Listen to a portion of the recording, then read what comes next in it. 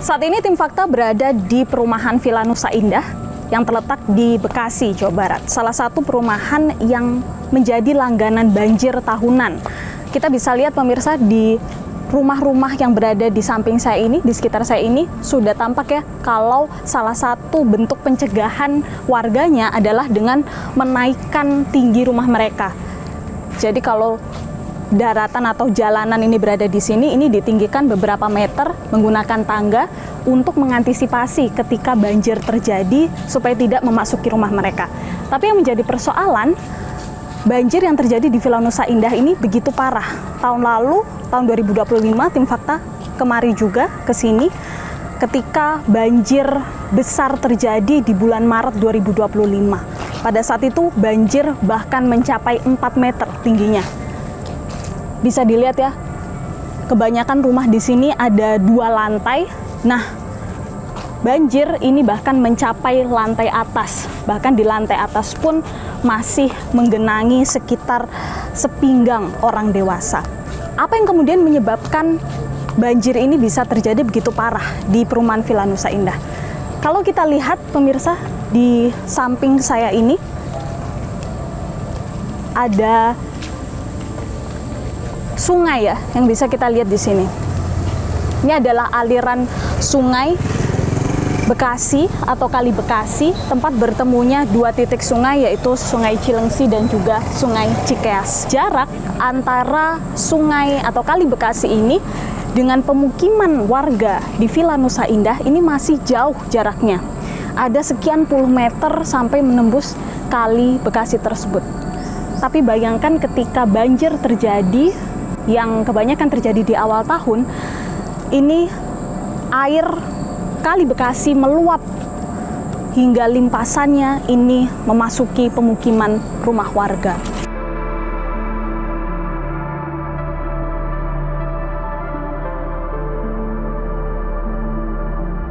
Dalam kondisi seperti ini, warga praktis hanya bergantung pada infrastruktur pengendali banjir. Salah satunya adalah tanggul yang mengelilingi pemukiman. Kita tadi sudah melihat bagaimana progres pembangunan infrastruktur yang berada di Kali Bekasi yang masih sangat minim.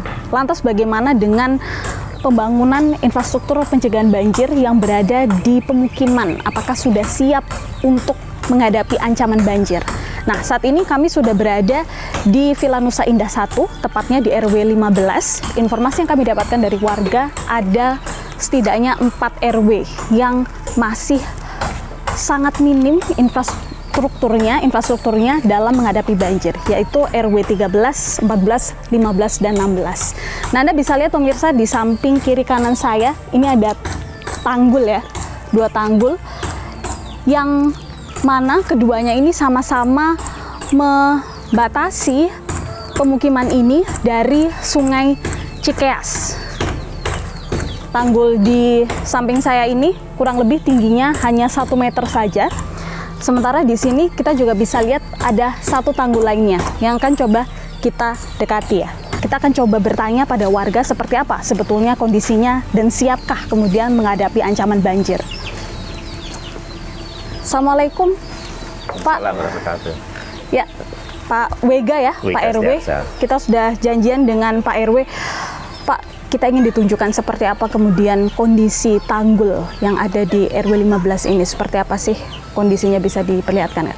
Kondisi tanggul RW 15 sangat memprihatinkan. Oke, boleh kita sekalian melihat, ini Pak? korban bisa yang kemarin 2025 pas bulan puasa kemarin, minggu pertama, ini ambrol. Ya. Oke, jadi rusaknya karena banjir tahun kemarin? Iya, 2025 kemarin. Dan tanggul lain itu bawahnya pada ambrol, jadi tinggal ambrol total. Dan ada juga ada tanggul bantuan darurat gitu. Jadi warga RW 13, 14, 15, 16 ini kalau banjirnya seperti 2025 2 meter 30 ya, sementara tanggul sama segini ya tinggal kita mengungsi aja. Awal tahun kan biasanya ada hujan, kemudian badai dan lain sebagainya. Ada ketakutan warga terjadinya banjir lagi? Ya jelas. Jadi kami 1 kali 24 jam selalu memonitor ketinggian air. Apabila dari ketinggian sampai 500, kami langsung mengungsi. Selain itu Pak, ada nggak sih penanggulangan lain ya, pencegahan lain, persiapan warga untuk menghadapi kalau saja terjadi banjir? Mengingat tanggul saja ternyata tidak bisa diharapkan ya. Antisipasinya kami cari tempat yang lebih tinggi di Desa Bojongkulur. Selain itu kita minta supaya warga kalau ada rezeki bangun rumah lebih ada 2 lantai. Jadi evakuasi di lantai atas. Kalau begitu terima kasih banyak Sama-sama. Pak RW ya, Ya, atas informasinya. Ya, tadi seperti penjelasan Pak Wega ya, pemirsa, kita bisa lihat kondisinya bahkan sudah tidak bisa dibilang sebagai tanggul lagi ya. Ini hanya tumpukan batu saja yang tersisa dari yang sebelumnya sekitar 1,20 meter cm, kemudian sekarang berkurang sangat drastis, hanya tinggal separuhnya saja karena limpasan air kemudian menghancurkan tanggul ini. Nah, saking rapuhnya tanggul ini ya, ini bahkan sudah tidak bisa lagi disebut sebagai tanggul atau tembok karena hanya terdiri dari batu-batu yang tersusun saja tanpa sudah terpasang dengan benar atau sudah bahkan sudah tidak menempel lagi dengan semen ya. Kita bisa lihat salah satunya ini, bisa saya tunjukkan pemirsa, saya tarik saja sudah lepas dengan sendirinya begitu. Nah, Anda bisa bayangkan bagaimana ketika luapan air yang begitu deras datang dari sungai yang ada di bawahnya. Apa tidak langsung hancur ya saat itu juga, karena luapan air tentu lebih kuat daripada tarikan yang saya gunakan dengan tangan ini. Dalam pengendalian banjir, infrastruktur adalah hal utama. Pekerjaan rumah infrastruktur penanganan banjir kini berada di tangan Balai Besar Wilayah Sungai atau BBWS, sebuah lembaga yang berada di bawah Kementerian Pekerjaan Umum. Kita sudah berada di kantor Balai Besar Wilayah Sungai Ciliwung Cisadane. Kita akan mencari tahu seperti apa kesiapan infrastruktur untuk menghadapi ancaman banjir di Jabodetabek. Kita temukan faktanya. Kami sudah bersama dengan Pak David Partonggo Oloan Marpau, Kepala Balai Besar Wilayah Sungai Ciliwung Cisadane. Pak David, kita sudah memasuki musim hujan di awal tahun. Ya. Kita tahu ada histori banjir tahunan, 5 tahunan, dan lain sebagainya. Salah satunya di Kali Bekasi. Dan apa kemudian skenario yang disiapkan oleh Balai Besar ya untuk mengatasi hal ini, menghadapi adanya ancaman banjir ini? Das Bekasi itu sungai besarnya adalah Sungai Cikeas Cilengsi, itu bersatu di hilir di sekitar wilayah Indah dan kemudian mengalir ke Kali Bekasi. Kali Bekasi mengalir ke CBL menuju ke laut. Tentunya kita dari pemerintah terus mengupayakan upaya pengendalian banjirnya.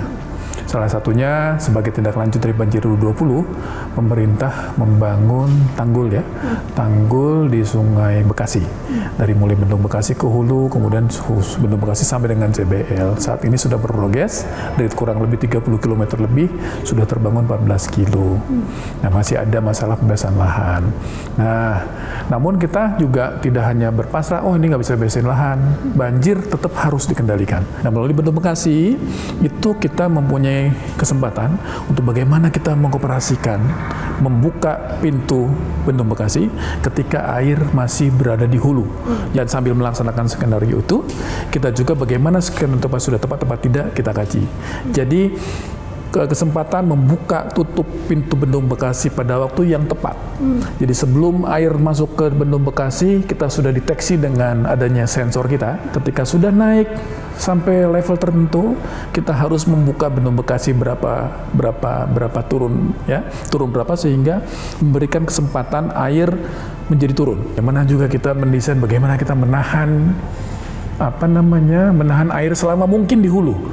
Jadi ada bendungan Narogong hanya 8%, susah tidak bisa mengendalikan, kita rencanakan bangun kompetensi dan lain-lain. Tapi kita lihat ya, kalau banjir yang terjadi di Bekasi beberapa tahun belakangan ini bukan banjir biasa. Betul. Tingginya bisa sampai 4 meter, 5 meter. Kemudian apakah dengan skenario tersebut bisa benar-benar mengurangi banjir itu secara signifikan? Ya, skenario itu kami harapkan dapat mengurangi tentunya, tetapi tidak ada namanya upaya mitigasi banjir yang dapat menihilkan banjir.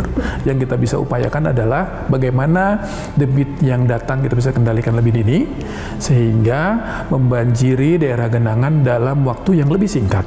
dan luasannya yang lebih sempit. Temuan kami di lapangan ketika turun langsung ke Villa Nusa Indah, ini kami menemukan kalau tanggul-tanggul yang sudah ada sekarang, yang existing begitu ya, itu rusak, hancur karena 2025 kemarin tidak ada, dan ini menjadi keluhan warga. Bagaimana kemudian tanggapan dari BPBD? Kemarin tentunya ketika banjir 2025, karena memang sudah mungkin umur konstruksinya sudah lama, sehingga tanggul yang dibangun untuk menahan hanya dengan 1.000, dialiri 1.400 sehingga menjadi jebol dan lain-lain. Kita syukur alhamdulillah pemerintah telah menganggarkan 60 miliar tahun kemarin untuk melaksanakan perbaikan daripada tanggul-tanggul tersebut. Apa kemudian yang membuat ini lama, kenapa tidak dibangun-bangun begitu? Tanggul-tanggul yang rusak di hulu Sungai Bekasi itu lebih dari 1 kilo. Cuma pemerintah melalui APBN baru boleh bisa menganggarkan, kemarin teralokasi kurang lebih hampir 60 miliar, kita menyelesaikan tanggul, dan tahun depan kita akan teruskan lagi. Baik, terima kasih banyak Pak David atas waktu dan penjelasannya. Terima kasih banyak. Pemirsa, kita temukan fakta selanjutnya.